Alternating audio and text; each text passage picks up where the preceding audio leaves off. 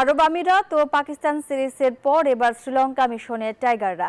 এই সিরিজে লঙ্কানদের সাথে 2 টেস্ট 3 ওয়ানডে ও 3টি টি-20 খেলতে শুক্রবার দুপুরে ঢাকা ছাড়েন ক্রিকেটার এবং কোচিং স্টাফের সদস্যরা। 17 জুন থেকে গলে শুরু হতে যাওয়া টেস্ট সিরিজ দিয়েই নতুন চক্রের টেস্ট চ্যাম্পিয়নশিপ মিশন শুরু করবে র্যাঙ্কিংয়ে 9 নম্বরে থাকা বাংলাদেশ। শ্রীলঙ্কা সফরের প্রথম বহর আগেই পৌঁছেছিল দ্বীপরাষ্ট্রটিতে। এবার সেই বহরে যুক্ত হলো বাংলাদেশ দলের বাকি ক্রিকেটার ও কোচিং স্টাফ। শুক্রবার দুপুরে হযরত শাহজালাল আন্তর্জাতিক বিমানবন্দর থেকে শ্রীলঙ্কান এয়ারলাইন্সের একটি ফ্লাইটে শ্রীলঙ্কার উদ্দেশ্যে রওনা দেন দলের দ্বিতীয় বহরের সদস্যরা।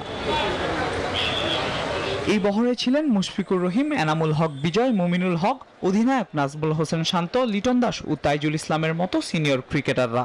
ক্রিকেটারদের পাশাপাশি হেড কোচ ফিল সিমন্স ও সাপোর্ট স্টাফের একটি অংশ শ্রীলঙ্কার উদ্দেশ্যে দেশ ছাড়েন। বান্ডেল থাকলে প্রতি সেনমানিতে টাকা বাঁচবে।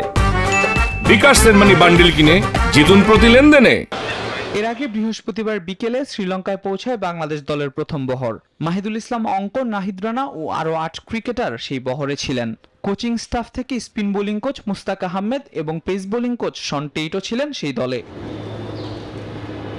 দীর্ঘদিন পর চোট কাটিয়ে জাতীয় দলে ফিরেছেন পেসার ইবাদত হোসেন।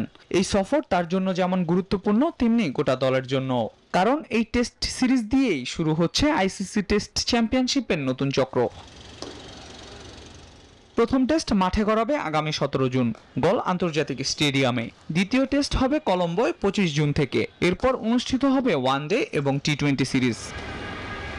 আল মাহমুদ ফাহিম, নিউজ 24, ঢাকা।